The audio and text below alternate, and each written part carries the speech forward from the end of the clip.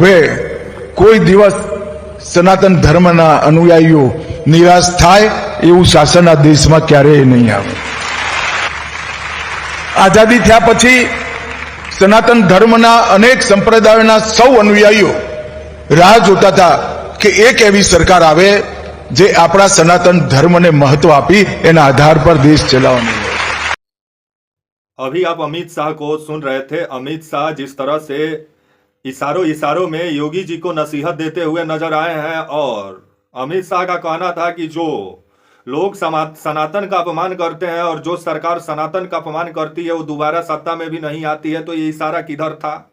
ये ऐसा लग रहा है कि योगी जी के तरफ ही ये इशारा हो। तो वहीं खबर जिस तरह से आ रहा है कि शंकराचार्य जो अपना धरना को खत्म करके जो बनारस चले गए हैं गुस्से में, और आपका संगम में स्नान भी नहीं किए हैं, और जिस तरह से जो उत्तर प्रदेश का पुलिस प्रशासन पहले शंकराचार्य से सर्टिफिकेट मांगा, वही पुलिस प्रशासन शंकराचार्य के सामने ये भी बोलते मतलब क्षमा याचना करने भी पहुंचा। तो पहले ये लोग क्या सोच के शंकराचार्य से सर्टिफिकेट मांगे थे, और जो लोग सर्टिफिकेट मांगे वो लोग क्षमा मांगने नहीं पहुंचे। दूसरा जिला मतलब दूसरे जिले का एसपी को बुला करके भेजा गया कि तुम जा करके मतलब बाबा को समझाओ शंकराचार्य जी को।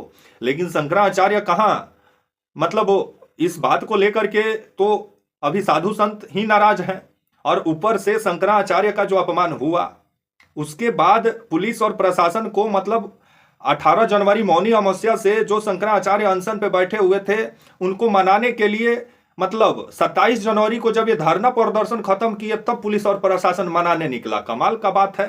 और बोला कि सर पूजनीय महाराज जी चलिए संगम में स्नान कर लीजिए। लेकिन शंकराचार्य भारी मन के साथ और न्याय का आस लिए प्रयाग छोड़ दिए हैं और बनारस के लिए निकल चुके हैं बिना स्नान किए, और वो सब भगवान पे छोड़ दिए हैं। और उनका कहना है कि आने वाले समय में ऊपर वाले न्याय करेंगे जो उनके साथ अन्याय हुआ प्रयागराज में। तो वहीं आइए पूरी खबर समझाएंगे, बताएंगे। वीडियो को अंत तक देखिएगा तभी समझ पाएंगे। नमस्कार, मेरा नाम विश्वजीत और आप देख रहे हैं वाक फॉर इंडिया न्यूज। अभी आप अमित शाह को सुन रहे थे। अमित शाह जिस तरह से मतलब योगी जी को शायद इशारों में ये नसीहत दे रहे हो, क्योंकि 27 जनवरी का ये आपका बयान बताया जा रहा है अमित शाह का, जो उनका संसदीय क्षेत्र जो गांधी नगर है, गुजरात की जो राजधानी भी है, वहां जिस तरह से पहुंचे और अब अपना संसदीय क्षेत्र में कार्यकर्ताओं को संबोधित करते हुए गांधीनगर से जिस तरह से यूपी के बाबा पर जो हमला बोले इशारों में, और उनका कहना था कि जो भी लोग और जो भी सत्ता में बैठे सत्ताधीश जब सनातन का अपमान किए हैं तब वो सत्ता से बेदखल हुए हैं। और काफी दिन से भारत में लोग ये आस में बैठे थे कि एक सनातन को रक्षा करने वाली एक सरकार आएगी और उनका सनातन का रक्षा होगा। अगर उस सनातन का रक्षा करने में सरकार विफल हो जा रही है, अगर वो सनातन का अपमान कर रही है, तो दोबारा वो सत्ता में भी नहीं आ सकती है। अमित शाह को अभी आप सुन रहे थे, यही कहना था अमित शाह का। क्योंकि अमित शाह का जो भाषण है वो आपका गुजराती में है, तो मैंने उसको थोड़ा सरल शब्दों में आपको समझाया कि अमित शाह क्या बोलना चाह रहे थे। तो वहीं अमित शाह जो ये बयान दिए हैं उसके बाद खबर आया कि 27 जनवरी को ही आपके शंकराचार्य अपना धरना खत्म करके बनारस के लिए गुस्से में निकल गए। क्योंकि जिस तरह से 18 जनवरी से शंकराचार्य धरना प्रदर्शन पे बैठे हुए थे और वो जिस तरह से संगम स्नान भी नहीं किए, तो ये पुलिस प्रशासन को चुल्लू भर पानी मिले तो शर्म करना चाहिए उसमें डूब के, कि एक शंकराचार्य जिस तरह से प्रयाग से बिना नहाए लौट गए, बिना स्नान किए।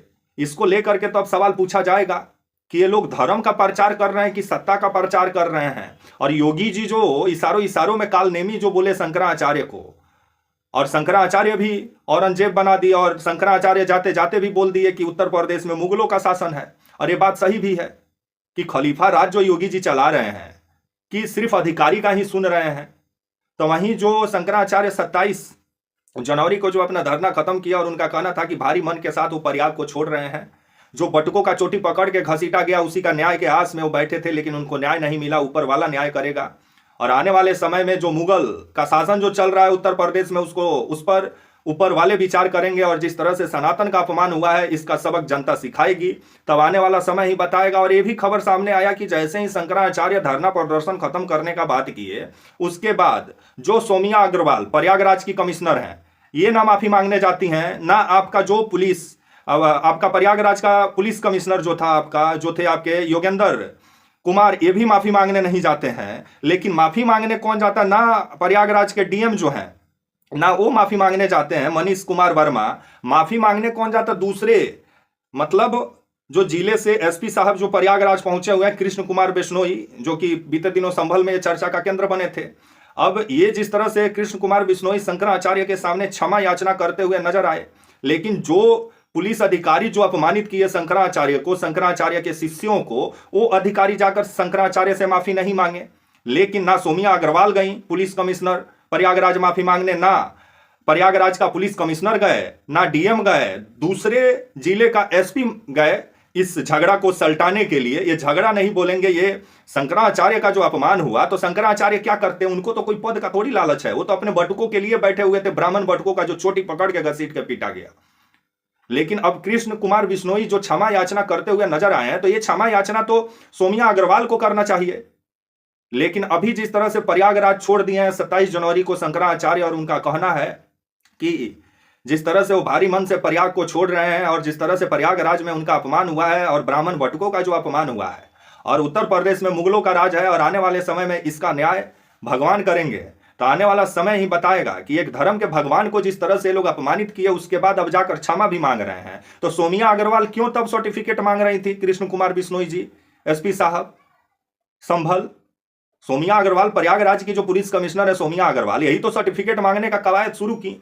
अब वही पुलिस और प्रशासन जाके क्षमा भी मांग रहा है, लेकिन शंकराचार्य बिना स्नान किए प्रयागराज छोड़ दिए हैं। और ये सरकार के मुंह पे बहुत बड़ा तमाचा है। जो सरकार अपने आप को सनातनी बोलती है, वही सनातन धर्म के भगवान जब संगम में स्नान नहीं किए, तो सनातन धर्म का चीज का प्रचार प्रसार, जब भगवान का अपमान हुआ प्रयागराज में।